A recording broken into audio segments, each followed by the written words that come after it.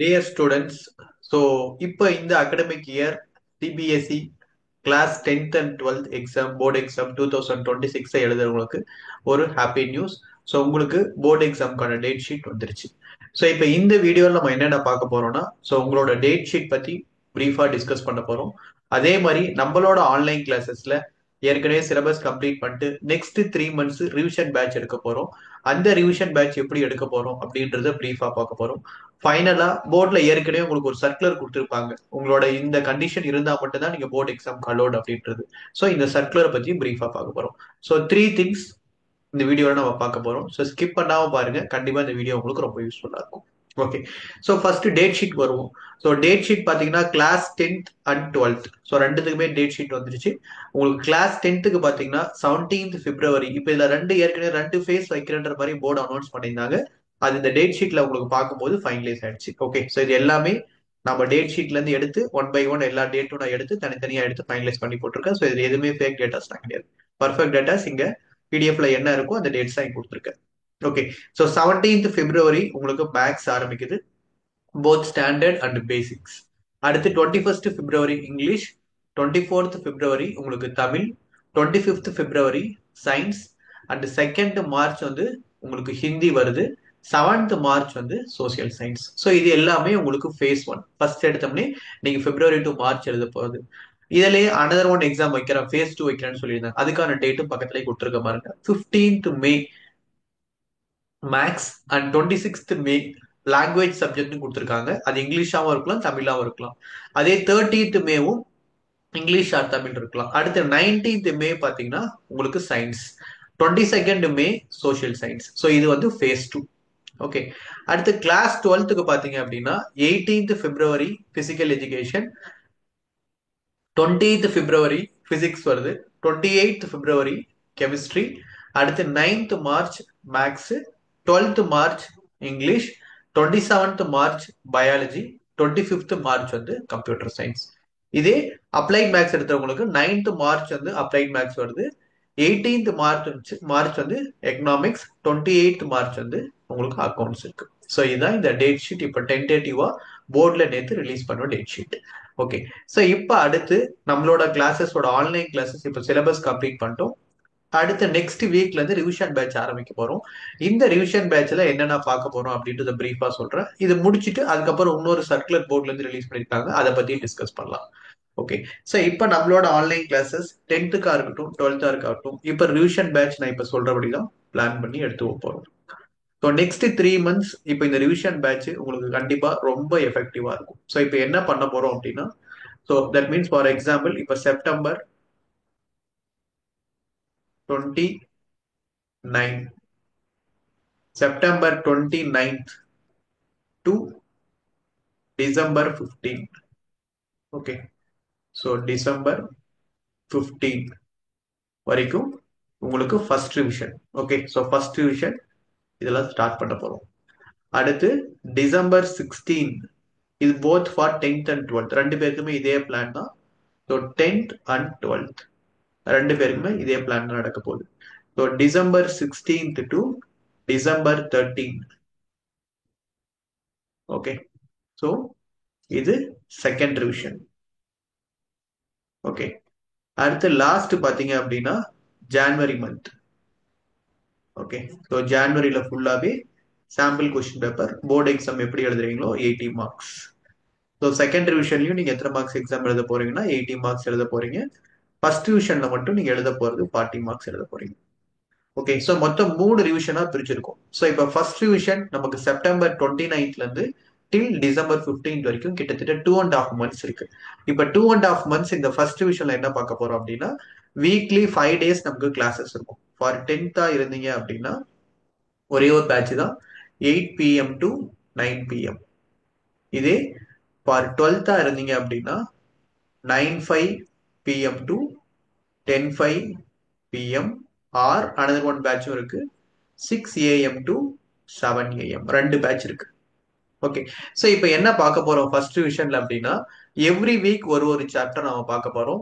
Every weekend நமக்கு board exam பேட்டர்ன்ல 40 marks, இங்க 80 மார்க்ஸ் 80 மார்க்ஸ் டெஸ்ட் இருக்கும்.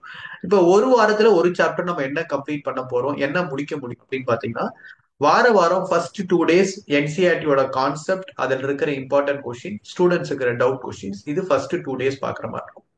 Next third day and fourth day previous year board exam கொஸ்டின்ஸ்ல இது இதெல்லாம் இம்பார்ட்டன்ட் கொஸ்டின், அதுல இது இதெல்லாம் ஹார்ட்ஸ் கொஸ்டின் பாசிபிள், அதுல எப்படி டிஃபரெண்ட் மாடல் கொஸ்டின், இல்ல ஸ்டூடெண்ட்ஸ்க்கு ஏதாவது எக்ஸ்ட்ரா ஹார்ட்ஸ் கொஸ்டின் டவுட் இருந்தா நெக்ஸ்ட் 2 days பாக்குற மாதிரி இருக்கும். லாஸ்ட் டே ஃபிஃப்த் டே பாத்தீங்க அப்படின்னா காம்பிடன்சி பேஸ்ட் கொஸ்டின். ஸோ எம்சிக்யூஸும் கேஸ் பேஸ்ட் கொஸ்டின்ஸும் நான் சில கொஸ்டின் டிஸ்கஸ் பண்ணுவேன். இது எல்லாமே ப்ராக்டிஸ்க்கு நிறைய கொஸ்டின்ஸ் உங்களுக்கு கொடுப்பேன். இப்ப நம்ம 2 days என்சிஆர்டில என்ன டிஸ்கஸ் பண்ணிட முடியும் அப்படின்னு பாத்தீங்கன்னா கண்டிப்பா கான்செப்ட் ஃபுல்லா பிரீஃபா பாத்துருவோம். அதுல இருக்கிற இம்பார்ட்டன்ட் கொஸ்டின் சொல்லிடுவேன், உங்களுக்கு டவுட் இருக்கிறத கிளியர் பண்ணிக்கலாம். அதை தாண்டி ப்ராக்டிஸ் கொஸ்டின்ஸ் நிறைய நான் கொடுப்பேன். அதை தாண்டி போர்டு எக்ஸாம்ல என்ன கேட்டிருக்காங்க, எக்ஸ்ட்ரா கொஸ்டின் எல்லாம் ப்ராக்டிஸ் கொடுப்பேன். அது நீங்க டவுட்ஸ் இருந்தா கிளாரிஃபை பண்ணிக்கலாம். Fifth day MCQ and case based question, ஒரு சாப்டருக்கும் ஃபிஃப்த் டே டிஸ்கஸ் பண்ற மாதிரி இருக்கும். சாட்டர்டே உங்களுக்கு ப்ரிப்பரேஷன் டைம் இருக்கும். சண்டே எக்ஸாம் இருக்கு. So Sunday morning 9 o'clock board exam பேட்டர்ன்ல உங்களுக்கு எக்ஸாம் இருக்கும். ஓகே, சண்டே மார்னிங் 9 o'clock குரூப்ல கொஸ்டின் பேப்பர் போஸ்ட் பண்ண அப்படின்னா ஸோ ஈவினிங் வரைக்கும் உங்களுக்கு டைம் இருக்கும். அதுக்குள்ள எனக்கு ஆன்சர் ஷீட் எழுதி சென்ட் பண்ற மாதிரி இருக்கும். ஸோ இதே மாதிரி வாரம் ஒரு சாப்டர் டில் December 15 வரைக்கும் both for 10th and 12th. 10th தான் இந்த டைமிங், 12th தான் இந்த டைமிங்ல கிளாஸஸ் போகும். December 16th to December 30th second revision. So second revision என்ன பார்க்க போறோம் அப்படின்னா ஃபர்ஸ்ட் 7 chapter, இன்கேஸ் 10th இருந்ததுன்னா first week first 7 chapter revision பண்ணி 7 chapters exam, remaining 7 chapters next last வீக்ல ரிவிஷன் பண்ணி எக்ஸாம். 12th இருந்தீங்கன்னா வால்யூம் 1 ஃபுல்லா கம்ப்ளீட் பண்ணி ரிவிஷன், அடுத்து வால்யூம் 2 ஃபுல்லா ரிவிஷன் கம்ப்ளீட் பண்ணி எக்ஸாம். இது செகண்ட் ரிவிஷன் 80 மார்க்ஸ் டெஸ்ட். ஜான்வரியில ஃபுல்லாவே நீங்க எப்படி போர்டு எக்ஸாம் எழுதுறீங்களோ ஸோ 3 days ஒன்ஸ் ஒரு நாள் நீங்க சாம்பிள் கொஸ்டின் பேப்பர் எழுதுற மாதிரி இருக்கும். செகண்ட் டே படிக்கிறதுக்கு டைம் இருக்கும். Third day doubt clarification. நீங்க என்ன சாம்பிள் கொஸ்டின் பேப்பர் எழுதுறீங்களோ அதுல என்னென்னலாம் மிஸ்டேக் பண்ணிருக்கீங்களா, அது என்னென்னலாம் டவுட்ஸ் கிளாரிஃபை பண்ண போறீங்க, இது எல்லாமே நம்ம தேர்ட் டே பாக்குற மாதிரி இருக்கும். ஸோ இதே மாதிரி 3 days ஒன்ஸ் ஜான்வரி ஃபுல்லாவே நீங்க சாம்பிள் கொஸ்டின் பேப்பர் எழுதுவீங்க.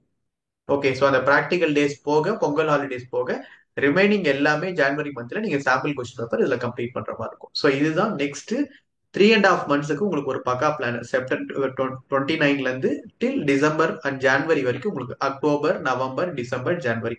ஸோ 4 months இதுதான் நம்மளோட கிளாஸஸ்ல இப்ப பிளான். ஸோ இதுக்கான ரிவிஷன் பேட்ச் நம்ம கம்மிங் மண்டேல இருந்து ஸ்டார்ட் பண்ண போறோம், both 10th and 12th.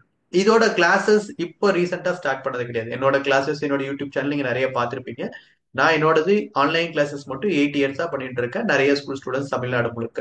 So இந்த கிளாஸஸ் நம்மளது மார்ச்ல இருந்தே போயிட்டு இருக்கு. இந்த மார்ச்ல இருந்து கிளாஸஸ் சிலபஸ் இப்போ நம்ம ஏற்கனவே கம்ப்ளீட் பண்ணி முடிச்சிட்டோம்.